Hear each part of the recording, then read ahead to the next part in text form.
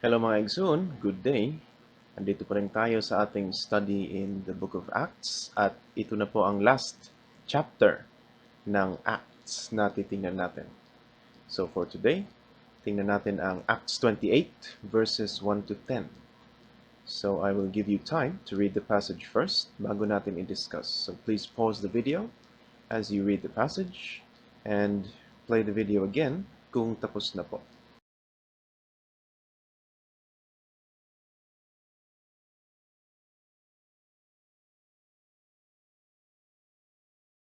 So, bigyan ko lang kayo ng context bago natin i-discuss itong chapter 28. In the previous chapter, chapter 27, nakita natin doon na na-shipwreck sila Paul. Okay, so after a while, dito sa verse 28, dumating sila Paul sa isang isla na nagngangalang Malta. So, ang unang makikita natin sa Acts 28 ay yung mga islanders o yung mga taong nakatira doon sa Malta ay naging napakabait kila Paul. Basahin natin ang verse 2. The islanders showed us unusual kindness. So may word pa doon na unusual, meaning kakaiba, hindi basta-bastang klaseng kindness yung pinakita kila Paul ng mga taga doon, mga taga Malta. So we could see here a very important lesson and a very important thing about God dito pa lang sa unang part ng verse na to. So we can see that Paul and the rest of his team was in unfamiliar territory. Hindi nila alam kung nasaan sila. In fact, doon lang nila nalaman na nasa Malta pala sila pagdating nila doon. So they had no idea what the place was, who the people were, and who to turn to for help. Yet, yung mga tao pa mismo ang lumapit sa kanila at naging mabait sa kanila. And they even welcomed them with open arms. So ang makikita natin tungkol sa Panginoon dito is even in this unfamiliar place, God showed His favor on Paul. So yung mga tao pa mismo ang nagpakabait at nag-welcome kay Paul without Paul having to ask them. So they even built a fire around them because it was raining and cold.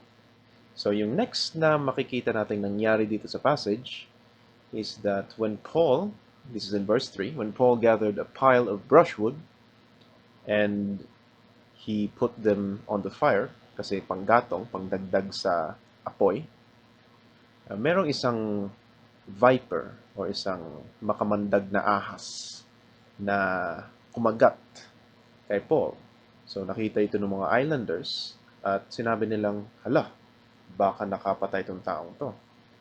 And according to the passage, it says here that for though he escaped from the sea, the goddess Justice has not allowed him to live. Mga pagans din itong islanders sa Malta. No? They have a goddess named Justice. Kaya kinongclude nila na baka mamamatay tao tong si Paul kasi tinuklaw siya ng ahas. Okay? So, inexpect nila na mamamatay si Paul. Pero, a few moments later, we see in verse 5 that Paul just shook off the snake into the fire and suffered nothing. No ill effects. So, taliwas ito sa ina-expect ng mga tao. The people, being the pagans that they are, thought that Paul was a god. But what can we see here that points us to the character of God? The viper bit his hand, but Paul just shook the snake off and he didn't even suffer any effects. So makikita natin dito is God kept on protecting Paul even in this unfamiliar place. So what's the next thing that happened? Okay, after this snake incident, verse 7, there was an estate nearby that belonged to Publius, the chief official of the island. So ito yung parang mayor or governor nila. Being the highest official of the island, meron din siyang estate, meaning isang napakalaking property. And Publius welcomed Paul to his estate.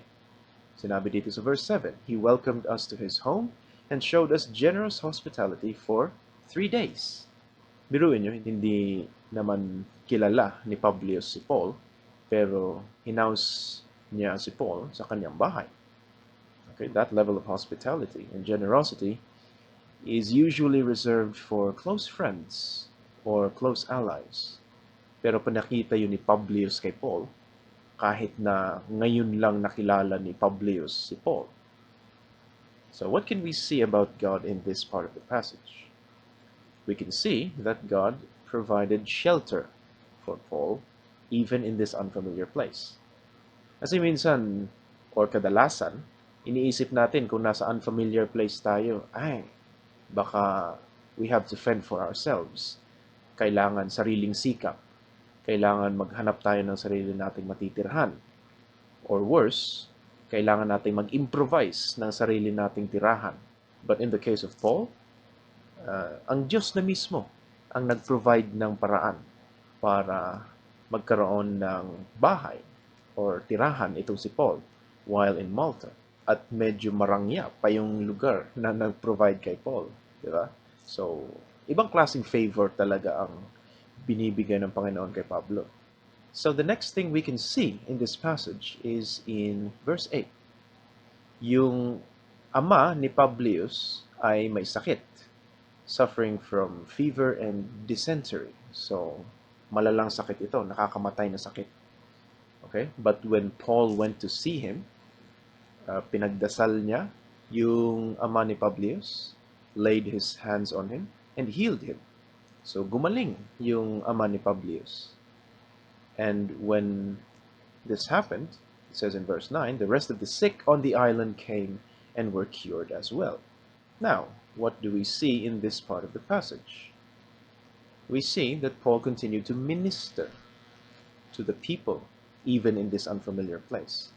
Kahit hindi niya intention na pumunta ng Malta, kahit hindi niya parang mission field, kumbaga, or hindi niya target area itong mga tao dito, pero napadpad siya doon at na-meet niya yung mga tao na yon, he still ministered to them. Okay, without any hesitation. So, yun yung mindset ni Paul. He had a missionary mindset wherever he went. Kahit napadpad lang siya doon, through no planning of his own, andun pa rin yung mindset niya na missionary. Okay? Kaya, nag-minister pa rin siya willingly to the people of Malta. Now, last part. Verse 10. They honored us in many ways. So, ito yung mga taong pinagaling ni Paul. And when we were ready to sail, they furnished us with the supplies we needed. Biruin nyo yun. Paul did not even have to ask them to give him supplies. Sila na mismo ang nagkusa na magbigay kay Paul ng mga pangangailangan niya. Okay, so we see in verse 10 that even in this unfamiliar place, God still provided for Paul's needs. Alam ng Panginoon na may gawain pa si Paul. And God knew that Paul had needs. So God himself provided the means so that Paul could have those needs. Okay, he provided the people of Malta. And he opened their hearts para maging generous kay Paul at para tulungan siya. Isn't that amazing? A very amazing story, even in this short passage in the last chapter of Acts. Napadpad si Paul sa isang unfamiliar place, pero hindi siya ng problema. Okay, God still was watching over him, and God still provided for his needs, and even allowed him to minister to the people of that territory. So, hindi tayo pababayaan ng Panginoon. God will provide, God will protect, and God will show us favor.